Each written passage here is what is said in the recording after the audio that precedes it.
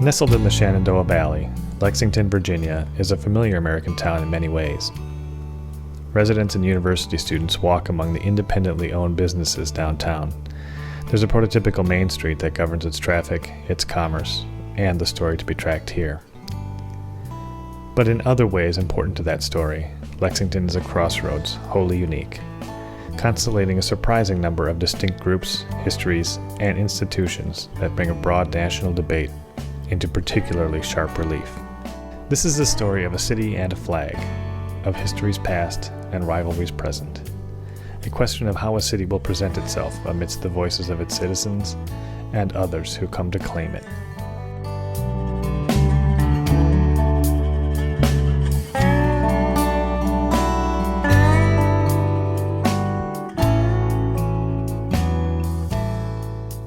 Lexington is unusual in having not one, but two universities that provide a professional base and a distinctive face to the community. Washington and Lee University and the Virginia Military Institute have been associated with a range of acclaimed citizen soldiers, none more so than the two Confederate generals and educators whose names appear everywhere in Lexington today. Robert E. Lee was invited to assume the presidency of Washington College after the Civil War. The school was renamed Washington and Lee for his efforts in rebuilding and modernizing the university in the wake of the war. Thomas Stonewall Jackson, a member of the VMI faculty who became one of the most charismatic, daring, and celebrated of Lee's officers, was a community leader in Lexington and is buried in the cemetery at the south end of Main Street that still bears his name. The confluence of these figures brings tourists who travel to see the associated museums at Lee Chapel, the Stonewall Jackson House, as well as the grave sites of the heroes and their horses alike.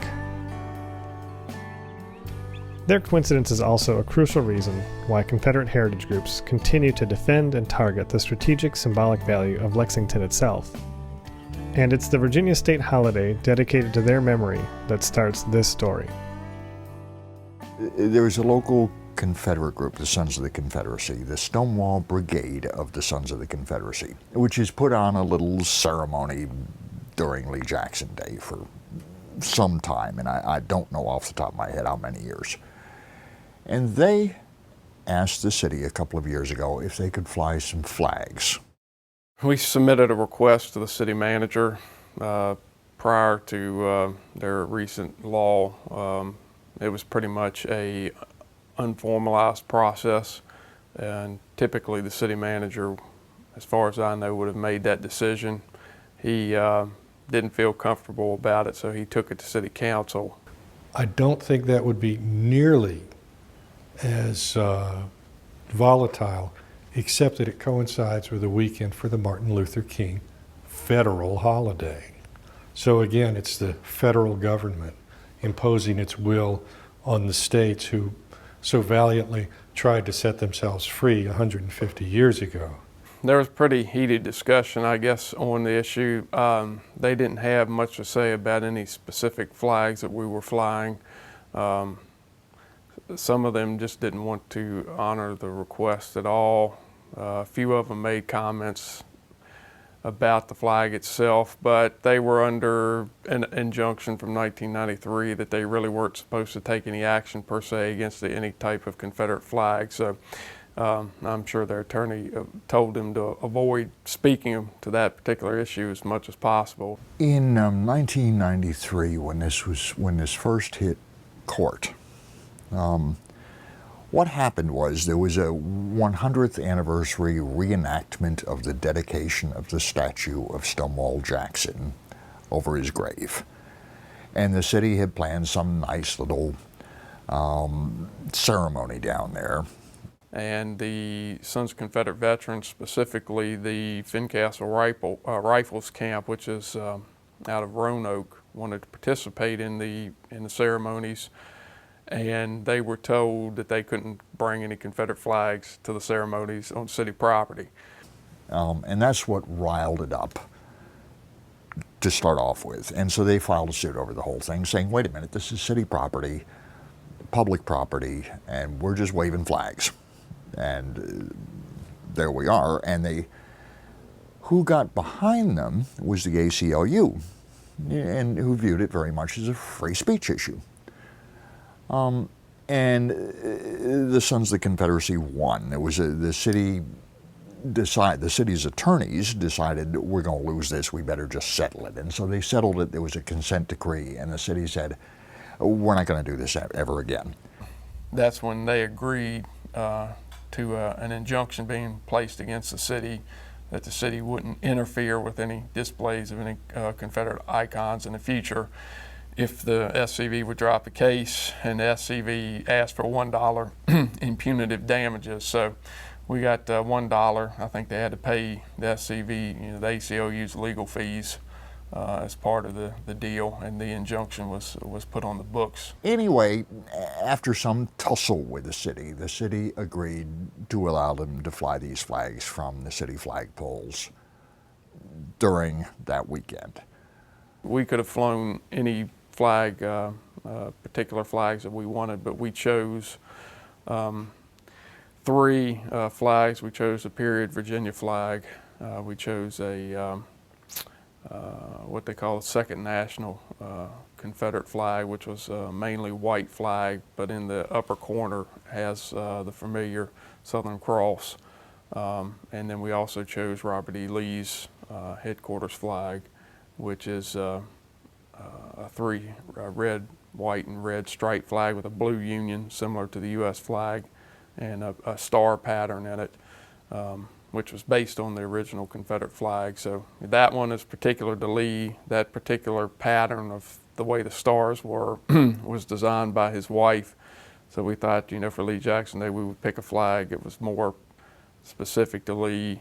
And that other flag, the stainless banner, the Second National, it came into play about the time Stonewall Jackson was killed, and one of its first prominent roles was draping his casket. So it came to be associated with Jackson for that reason. So we chose that flag, and of course just the period Virginia flag in honor of the state. Both men were Virginians. I look at what they were using, and they're more historical. They're almost innocuous compared to the rebel flag, what people would identify as the Confederate flag. It's more historic, certainly. These are the flags that Lee and Jackson would have recognized as Confederate flags. Because we wanted it to be about the history and about Lee and Jackson, and not so much about that particular flag. Although, we will certainly be happy to display and defend the display of that. We didn't want that to become the central issue. And so, some folks try to turn it into a fight about that flag, but that wasn't even one of them that was flown. I was driving in Lexington to work, and all of a sudden I became aware that the city streets of Lexington, the main street in particular, was decorated with Confederate flags that were hanging off the poles that belonged to the city. That was a bit of a shocker. That had never happened before. Oh, flags from the city flagpoles. Boy, I was not happy with that. Not at all. In fact, that day I rode from one end of town to the next just to make sure that I was seeing what I was seeing. And I was not happy. I felt that this was deeply not right. I was sure that it was offensive to a lot of people, and to me in particular. I am a teacher. I teach young people, and I felt that the Confederate flags decorating the town where we all live and work were sending a wrong message to the students. I also felt that as a faculty member, as someone who teaches them, my just standing by silently would also send a wrong message to my students. I really felt compelled to do something. So after I taught my classes, I went straight to the city hall and spoke to the city administrators about the situation. I mean, we know that the flag is a part of our history. We can't deny that. This was the first year where the flags were hung in public spaces. We usually have a parade of Sons of the Confederacy, and it's a very colorful parade. The men are dressed in the Confederate uniforms, the women wear old-fashioned dresses, and they do carry the flags, and they carry the guns and the bayonets, but they carry the flags in their own hands. This was the first time when the flags were hung off the poles belonging to the city. Ultimately, this was, as I saw it, pushing the envelope. This has never happened before. But as I understood, once I spoke to the city council, it would happen every single year. It was clear that my voice was not sufficient. And in fact, I was the only person protesting the flags in the city hall. But I was sure that a lot of people felt just like me. They just did not come to the city hall to express their views. So the same very afternoon, I drafted a petition and began collecting signatures. If they want to fly the flag, take it to their yard and fly it. You know, fly it off of their porch. Private property, there's nothing we can do about that. I don't want to see it flown on something that I pay my taxes on. And it's not only me, it's a lot of people from both races, you know, that feel that way. That was the only thing that ultimately the petition asked the city council to consider. We were not asking for banning the parades or banning people from displaying their flags on their trucks or their porches. All we wanted to do was to prevent the people who wanted to display the flag to display them on the poles that belong to the citizens of Lexington. Like anyone who collects signatures, I accosted people in the street, I accosted people in the supermarket or outside the supermarket. I was pretty tireless in my efforts. I went to the black churches. The black community felt that this was egregious, and people were absolutely unified in their sentiment. It was heartbreaking to hear that the Confederate flag was hanging right in front of the front door of the First Baptist Black Church in Lexington. I got a call from one of our members who said that there was some lady running around up at VMI trying to get all the professors to sign this petition. You know, it's that she's been involved with it, and that so many WNL people were involved with it and signed the petition. It kicked up a lot of old baggage around here of, you know, these are a bunch of spoiled, snotty kids. They're not even Americans. They've got big, fancy degrees. They don't know nothing, on and on and on. And so, unfortunately, she is, just by starting this petition and doing what every American has a right, and I'd say a duty to do if they disagree with something the government's doing, she's caught an awful lot of grief about it. I thought to have her kind of be the spokesman against it was rather good, because, you know, it's an individual that has no dog in the fight either way, you know, kind of looked a little silly to me. You know, she got on TV and with a Russian accent complaining about, you know, America, an American issue, and you know, I thought looked bad. You know, because she's a woman, not born and raised in America, forget about the South, and a professor with a degree, for God's sake. This is the perfect sort of person to rant and rave about. Some people wanted to raise Cain about her putting it together, but you know, I said, well, it is what it is, and you know, this issue isn't about her. Then I went up to the city council, the city hall, and got a copy of the petition. I scanned through and looked at the names just to see, you know, whether I thought this was legitimate. And a good portion of the names, you know, I'd say 50% of them were college students, so that didn't really concern me, because, you know, college students are not particularly, you know, well entrenched in the town. They're going to be here for a little while and gone.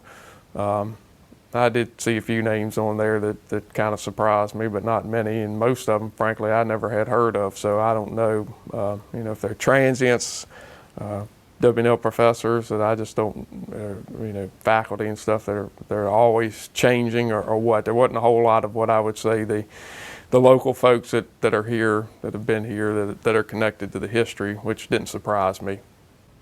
Anyway, they gathered up signatures on the petition. They went before City Council, and City Council had heard some other complaints about the flags. And so the City Council went, well, we just can't ban one set of flags, this being America and everything, but we can ban them all. And that's pretty much what the City Council did in reaction to this petition. They did what I considered their best legal option, which was to, throw the baby out with the bathwater, which was to, bar even the colleges from being able to fly their flags. That was the only chance they had of legal defense, and we're still hoping we can even overcome that, because I think it was quite obvious that the reason they barred all the college flags and everybody else was to get to us. So there is a legal argument to be made. One does not make an inclusive community, peaceable kingdom, by passing laws that are exclusionary. And this law is exclusionary. Everything except what local, state, and federal flags are prohibited. Which, if they didn't do it that way, they'd get stuck on some constitutional issue. I always felt that, knowing the attitude of City Council, that if we forced their hand and they let us have it, that they would try to find some way to block it in the future. So, I wasn't caught off guard that they did that he made that suggestion. I was surprised that they would risk a legal challenge and actually go through with it. I thought that was going to end up being a lot more bluster than action. So.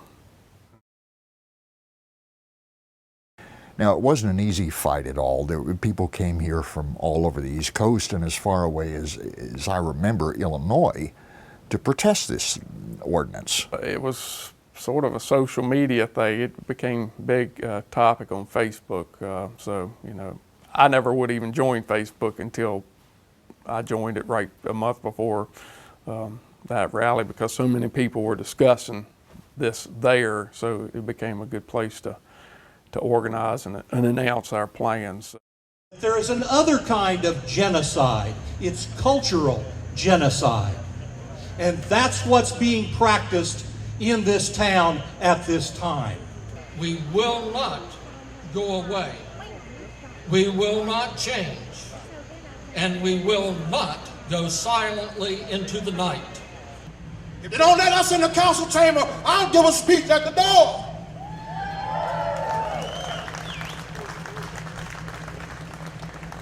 I'm not ready to be diplomatic anymore. But those people in the council and all these others fighting against our culture better remember, if they don't do the right thing, they'll end up in hell with Lincoln and Grant and Sherman and Sheridan and all the others. If we don't get to go in, we don't get to make our voice known. We've made it known here today. And they can hide in that room with their friends and do what they want to. But we're not ashamed to do it right out here, or anybody can come. So, if you'll go over here, out this gate to the left. While we were down there having the rally, the road was getting packed out with supporters of the ordinance. So, all of our folks didn't get to have their say basically until way late into the evening. That was probably the biggest packed house that there's ever been for anything that the Lexington City Council's ever done. We were there till midnight or something, with a whole lot of people on both sides of the issue. So that was the goal, was to make awareness of it, force City Council to have to do what they were going to do in the public arena. They had the media and everybody else watching what they were going to do, and otherwise try to put the pressure on them that they better make sure that they really wanted to pick that fight. When I spoke to City Council, I spoke to City Council first. I just said, censorship is not a road our town wants to go down. And that offended a lot of people. I then proceeded to offend all of the Confederati, because I just said, I don't know if the horse is dead yet, but it's been beaten enough. And you've you've skewed your priorities and you've forgotten your manners, or possibly both. And I don't know what you think gives you the right to demand that the city of Lexington display your flags for you. You're free to do that yourselves. If you were better mannered like true Southern gentlemen, I don't think you do that because you know how many people they offend. After nearly 3 hours of public comment, the City Council voted 4-1 to pass the flag ordinance. The story was picked up by national media outlets and even received some international coverage. Angry letters filled the local papers for months. As I remember, I haven't gotten a single letter supporting the city's decision to ban the flags from the polls. They passed it, and we've moved on to trying to deal with that, legally and otherwise. When they didn't get their way, the Sons of the Confederate, at this last go-around, the Sons of the Confederacy set up a Boycott Lexington sort of operation, and where they were basically listing businesses that were naughty and nice. We wanted folks to know that come here for the history, if that's why they want to be here. All right, here's a handful of businesses that really pushed to get this flag ban passed. If you're here and you want to support the history, don't shop there. And here's a list of businesses that were against the ordinance, and and if they flew flags for Lee Jackson Day and so forth. If you're in town, don't shop here, shop there. And feel free to ask when you go into a store before you buy something, if they're not on this list, ask them how they feel. But how much the boycott has really hurt, I don't think it's hurt very much. I don't think there are that many people who are involved in it. But I do think, there's still a sizable number of tourists who come to town because of the Civil War. And I think partially because of this flap, Lexington might miss out on some opportunities to cash in on the anniversary of the Civil War, the centennial of it, or the sesquicentennial. Once you tell people, no, you're going to get flag activists, but you're going to get a certain type of person too that doesn't like to be told, you can't do that. Don't tell me what to do. You're going to see people come out of the woodwork for something like that. And it's just going to be the beginning of a firestorm. We decided to make it a bigger event for people to come in for the weekend versus the day. They vowed, they said, gee, if you don't let us fly these flags on the poles, you're going to see them a whole lot more often than you ever imagined, and you're going to see flags that you don't want to see, like the real stars and bars and the real St. Andrew's Cross. Is that what it is? The St. Andrew's Cross, the classic Confederate flag that everybody thinks. And they were as good as their word. And the city on this past Lee Jackson Day was besieged with people with all sorts of Confederate flags. We organized to have folks stand downtown with flags underneath the poles where the flags would have been flying had the ordinance not been adopted. It was a big scene. They were shouting at cars going by and just having a grand time flagging the town. They also went by the mayor's house and by somebody on city council's house. So they did what they said they were going to do. You don't allow us to fly these reasonably innocuous flags, and we're going to sock it to you. And so they have.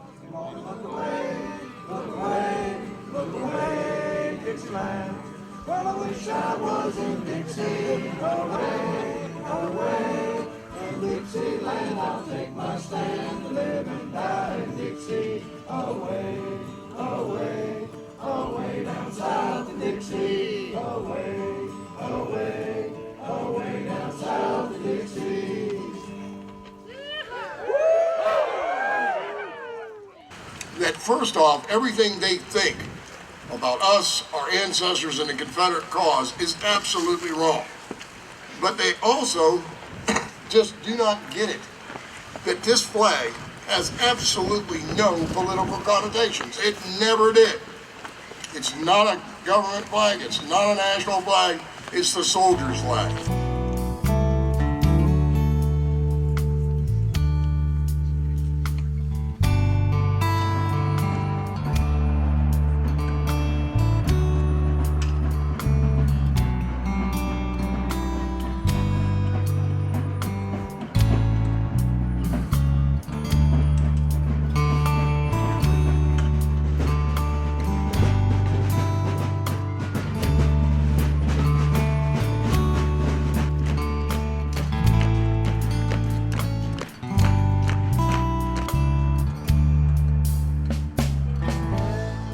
We did go through downtown and ask businesses if they would be willing to put up flags for Lee Jackson Day, and we had pretty good response. I think we had about 15 businesses that said they would. So we put the flags up. Several of them were brutally harassed. Some of the flags were stolen. Some of the businesses during that weekend felt a little intimidated. What would you do? You know, you're say a 45 or 50-year-old person running this little shop, and you've never had any trouble, and all of a sudden, a half a dozen people in Confederate uniforms, who are way bigger than you are, come and stick a flag in your face and say, "You're going to hang this." I'm sure they asked more politely than that, but there certainly was an intimidation factor in it. And at least one business that I know the owner of did feel intimidated, and was kind of indignant about the whole thing, about it, feeling pressured. One store had a corporate affiliation. A couple of folks were, calling up and telling them corporate office they were flying, swastikas or something like that. Just to try to make it sound as bad as possible, so that they would get harassed. Have people calling in from Chicago or somewhere wanting to know what the heck was going on in Lexington. But they talked her into putting up the flag, and instantly people started writing on JCPenney's national headquarters Facebook page, horrible things about the shop here, saying, take it down, what is this? You're ruining your whole national image and threatening all sorts of things. And so the corporate headquarters said, lady, you want to have a JCPenney sign up there, lose that Confederate flag. So it came down pretty fast. So we really couldn't do anything till they actually adopted the thing in September. So, my goal was to try to get a legal team together and get the suit filed before the event in January of 2012. So we did. We filed suit, shortly before that. And of course, as the federal court systems go, that's grinding out, and probably will be a 3-year process. The city council has certainly lost the PR war over the whole thing, and because they're afraid to say anything because of the pending lawsuit and feel like anything they say is going to be dragged into court somehow. So with the leaders of the move to ban the flags silenced by the lawsuit and by fear of doing anything to jeopardize it, that leaves it wide open for all these other folks to, rant and rave about city council, rant and rave about the city, go on about the causes of the Civil War and the not causes of the Civil War, and do all the things that they're doing. It's a two-prong. It's got two main arguments. One is they broke the 1993 agreement, which is more of a contract, breach of contract. Part of our argument even though they've adopted this ordinance, it may preclude other groups from being able to fly their flags, but it doesn't apply to us because we had a prior agreed to legal document stating the city will not interfere with us. And so therefore, like the colleges, they don't have that agreement. No other group does. They can ban all flags, but they can't ban us irregardless. So you've got that aspect of it. And the other is a basically a First Amendment challenge, which is a free speech challenge. And that's where we're saying the law was designed to look neutral on its face, but it was not adopted for a neutral reason. The law basically says that all laws have to be facially neutral in how they treat individuals. But even a law that's written to that effect, if it's adopted to silence a particular individual or group, then the law is void. So that's where we're going after it. In June of 2012, a federal judge dismissed the SCV's lawsuit against the city of Lexington. In August, the SCV appealed the dismissal. A hearing date for the appeal has not been set. You know, it had for years been pretty much of a little local issue, and these were all friends and neighbors, and these were all people everybody knows, and it was a fairly small scale, you know, non-scary thing. And while the flags themselves may have scared some people, you know, the proponents of the flags and the Sons of the Confederacy, the local chapter, you know, these were all people everybody's known for years and sees on the street all the time, and so it was kind of a low-key dispute. What I guess has turned out surprising about it, in a way, was that it is turned into such a huge deal, with people from really all over the country getting involved in it, and at this point it's taken on a life of its own, and it's spun out of control. I don't care for a lot of the politics of a lot of those folks who want to fly the Confederate flag, but we can't just say, no, you can't do that. That would be the most hypocritical thing of all. We can't love them out of it either, I don't think. So I don't think it's going to change in my lifetime. What I think a lot of this squawk is trying to find a new equilibrium. You know, things like to find a balance, and right now Lexington's relationship to its own past and to its holy relics has gotten disrupted just because of the times. And the squawking, you know, usually when a new equilibrium is being found in nature, there's some broken eggshells. And I think that's a lot of what's going on right now. And I don't know how you find, you know, how it's all going to shake down and how that balance is going to be found. Lexington can't just dig up its dead generals and trade them. As long as Lee and Jackson are buried in Lexington, there's going to be folks that want to come here for that. And they're going to want to see these symbols and this history promoted. So, you know, it's more of a battle of the wheels at this point as to who's going to outlast the other one almost. It's a kind of a chess game where neither one can really win. But for these people who fly these flags, who feel so strongly about it, I can only imagine the thought being, if you can't fly it in Lexington, Virginia, where can you fly these flags? And I don't know. I don't know where else you could. And I think that debate is going to go long into the future.